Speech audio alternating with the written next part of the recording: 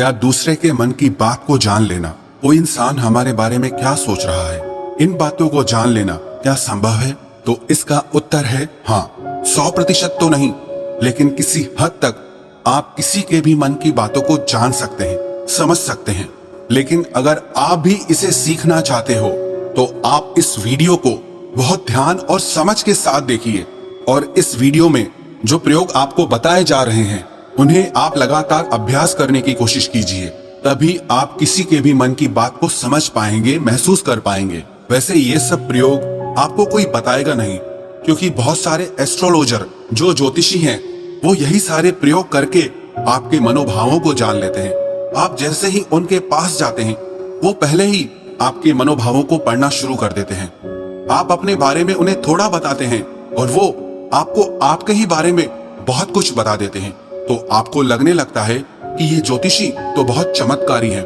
इन्हें हमारे भूतकाल के बारे में, हमारे भविष्य के बारे में सब कुछ पता है।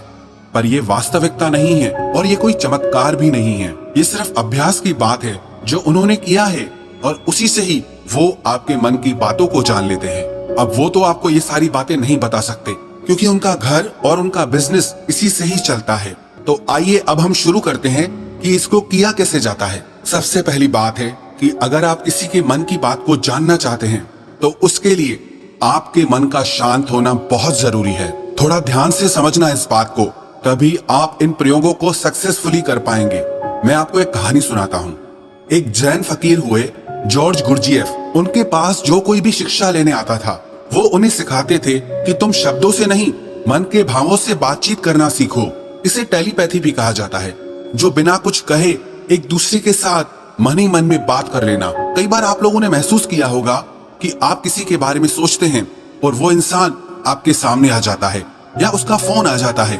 कहीं ना कहीं आपके मन की बातें उस तक पहुंच जाती है और उसके मन की बात आप तक पहुंच जाती है। तो जो जैन फकीर थे वो अपने सारे शिष्यों को एक प्रयोग सिखाते थे कि तुम अपने आप को एक कमरे में बंद रखो और एक भी शब्द नहीं बोलना है, किसी से कोई बात नहीं करनी है। सबसे पहले तो तुम अपनी वाणी को शांत करो। जब तुम्हारी वाणी शांत होगी तभी तुम्हारा मन शांत होगा। हमारी वाणी ही हमारे विचारों को शब्द देती है, आवाज देती है। पहले वाणी में शांति आएगी, फिर विचारों में शांति आएगी। फिर जब धीरे धीरे उन शिष्यों का मन प्रयोगों के द्वारा शांत होने लगता था तो गुरजीएफ क्या करते थे, अपने मन में एक शब्द बोलते थे, जैसे कि गुलाब का फूल। और जब तक वो शब्द उन शिष्यों को सुनाई नहीं देता था वो उन शिष्यों से इसी प्रयोग को लगातार करवाते रहते थे। वो एक ही कोई शब्द अपने मन से बोलते रहते थे और उस शब्द को धीरे धीरे वो सारे शिष्य आसानी से सुन लेते थे, बिना मुंह से कुछ भी बोले। आप कहोगे ये सब बकवास बातें हैं। ये बिल्कुल भी बकवास बातें नहीं है, ये प्रूव्ड साइंटिफिक बातें हैं। बहुत लोगों ने इस पे प्रयोग किए हैं। आपने कभी देखा, जो मनोवैज्ञानिक होते हैं वो बहुत से लोगों के चेहरे के हाव भावों को देखकर, उनकी बातों को सुनकर उनके मन की बात जान लेते हैं। तभी मनोवैज्ञानिक लोगों के सामने सब लोग अपने दिल की हर बात खोल कर रख देते हैं। उन्हें लगता है कि इन्हें हमारे बारे में सब कुछ समझ में आता है, ये तो हमारे मन की बातें पढ़ लेते हैं। जो लोग मनोवैज्ञानिकों के पास जाते हैं उन्हें लगता है कि इस मनोवैज्ञानिक के पास तो कोई चमत्कारी शक्ति है। सच कहूँ, उसके पास कोई चमत्कारी शक्ति नहीं। उसने बस अपने विचारों को शांत करके, खुद के विचारों में ठहराव ला करके, उसने अपने भावों को, अपनी ऊर्जा को आपसे कनेक्ट कर लिया। इसलिए जो भी आपके हाव भाव हैं, उसकी ऊर्जा को वो मनोवैज्ञानिक महसूस कर पाता है, समझ पाता है। सीधा सरल सा सूत्र है कि जब तक आप बोलते रहते हैं सामने वाले सुनते रहते हैं। आप बोलना बंद करते हैं तभी सामने वाला जो बोल रहा है वो आप सुन पाते हैं। यदि आप दोनों ही लगातार बोलते रहेंगे तो किसी को कुछ समझ में नहीं आएगा। ठीक इसी तरह यदि आपका मन चुप है तभी आप किसी दूसरे का मन सुन सकते हैं। मन के चुप होने का मतलब है कि आप विचार और कल्पनाओं से बाहर निकलकर पूर्णतः शांत हो जाएं। इसे ही चित्त का शांत होना कहते हैं। कहते हैं कि इस मन की शक्ति योग के बल पर जो योगी लोग होते हैं वो चींटियों के पैरों में बंधे घुंघरू की आवाज तक भी सुन सकते हैं। तो लोगों के मन में तो दुनिया भर का शोर मचा हुआ है, वो आपको कैसे नहीं सुनाई देगा। लेकिन इसके लिए आपको एक बात बता दूं, जिन लोगों का मन बहुत चंचल रहता है, बहुत दौड़ता रहता है, ऐसे लोग अपने ही मन की बातों को ठीक से नहीं समझ पाते, तो वो किसी और के मन की बात को क्या समझ पाएंगे। मैंने एक कहानी सुनी, एक फकीर हुए लाओ त्सु। वो अपने एक शिष्य के साथ रोज सुबह में वॉक करने जाते थे। एक दिन जो उनका शिष्य था, तो उस दिन उनका शिष्य अपने मित्र को भी साथ लेकर आया। तो मॉर्निंग वॉक के टाइम पे उनका शिष्य और उसका मित्र भी साथ साथ चलने लगा। वो काफी देर तक ऐसे ही पैदल चलते रहे, किसी ने कोई आवाज नहीं की।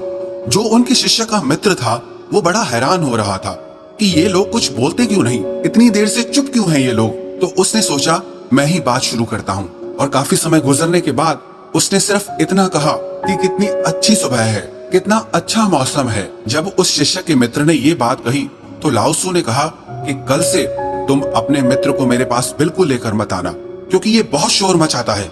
वो शिष्य बड़ा हैरान हो गया कि इसने तो सिर्फ इतना कहा कि कितनी अच्छी सुबह है, मौसम कितना अच्छा है, इसमें इसने ऐसा कौन सा शोर मचा दिया। तो लाओ त्सु ने अपने शिष्य से कहा कि मेरा मन अब पूर्णतः शांत हो गया है। अब जरा सी भी आवाज मुझे शोरगुल मालूम होती है। सुबह अच्छी है तो है, मौसम अच्छा है तो है, मैं भी देख रहा था कि मौसम अच्छा है, तुम भी देख रहे थे, तो इस बात को व्यर्थ में बताने का मतलब ही क्या हुआ। मेरे मन में ऐसी शांति भर गई है कि ये व्यर्थ की बातें मुझे अब बिल्कुल अच्छी नहीं लगती, क्योंकि मैं बिना बोले ही सब कुछ सुन सकता हूँ और बिना कहे ही सब कुछ कह सकता हूँ। तो मैं शब्दों को बोलकर और सुनकर अपनी उस शक्ति को क्यों नष्ट करूँ। जब मैं बिना बोले सुन सकता हूँ, बिना कहे भी कह सकता हूँ, तो मुझे शब्दों की जरूरत ही नहीं है। अगर आप भी चाहते हैं कि आप दूसरे लोगों के मन की बात जान सकें, तो उसके लिए आप एक प्रयोग करें। सबसे पहले आप दिन में कुछ समय निश्चित करें कि इस समय से इस समय तक आप कुछ नहीं बोलेंगे, और उस समय पे आप एक आसन में बैठना सीखिए और अपने मन में जरा गहरे झांक कर देखिए कि वहाँ क्या चल रहा है। आपको कोई प्रतिक्रिया नहीं देनी, बस देखना है, और धीरे धीरे इसे देखते हुए आपका मन शांत होने लगेगा। इसे ही महात्मा बुद्ध ने आनापानसति योग कहा है, जिसमें आपका पूरा ध्यान आपकी श्वासों पर रहता है। इससे आपके मन में पूर्णतः शांति आ जाती है, और जब आपका मन पूरी तरह से शांत हो जाता है तो आप अपने आसपास में हो रही चीजों को, लोगों को गहराई से देख पाते हैं, गहराई से समझ पाते हैं, सुन पाते हैं। एक शांत चित्त वाला इंसान बिना कहे भी सामने वाले की हर बात को समझ लेगा, और वो जो कह रहा है उसकी झूठी बातों में वो कभी नहीं फंसेगा, क्योंकि एक शांत चित्त वाला वो सब कुछ सुन सकता है जो एक साधारण इंसान कभी नहीं सुन सकता। अगर आप भी चाहते हैं कि आप लोगों का मन पढ़ सके, उनके मन में चल रही भावनाओं को महसूस कर सकें, तो उसके लिए आप अपने मन को शांत करने का अभ्यास करें। और जब आपका मन शांत हो जाए तो धीरे धीरे लोगों के मन में गहरे झांकने की कोशिश करें, उनके हाव भाव को समझने की कोशिश करें। उनके शब्दों पर नहीं जाएं, जो उनके हाव भाव हैं आप उन्हें गहराई से समझने की कोशिश करें। दूसरे के मन की बात को जान लेना, इसमें कोई बड़ी बात नहीं है, पर शर्त यही है कि आपको यही अभ्यास निरंतर करना होगा। जिस दिन आपका अभ्यास सिद्ध हो जाएगा, आपको बिना कहे भी लोगों के मन की सारी बातें बिल्कुल साफ सुनाई देंगी। अब आप ये सोच रहे होंगे कि किसी और के मन की बात पता करके हमें क्या फायदा मिल जाएगा, लेकिन मैं आपको बता दूं कि इसका फायदा आपको जीवन के हर क्षेत्र में मिलेगा। चाहे वो आपके रिश्ते हो, आपके क्लाइंट्स हो, आपकी नौकरी का इंटरव्यू हो, जिंदगी के किसी भी क्षेत्र में चले जाओ, अगर आप सामने वाले के मन की बातों को समझ पाओ, महसूस कर पाओ, तो आप जिंदगी में हर कामयाबी हासिल कर सकते हो। इसके बहुत फायदे हैं। इससे आपको कोई भी इंसान झूठ बोल के धोखा नहीं दे सकता, कोई आपका इस्तेमाल नहीं कर सकता, आप हर तरह की भावनात्मक चोट खाने से बच जाएंगे, कोई आपके पैसों को लूट कर नहीं जा सकता। और एक बात मैं आपको बता दूं कि ये प्रयोग एक ही दिन में सिद्ध नहीं होते हैं, इनमें थोड़ा समय लगता है, बहुत ज्यादा तो नहीं, लेकिन कुछ महीनों के अभ्यास से ही आप जल्दी ही किसी के भी मन की बातों को आसानी से जान लेंगे।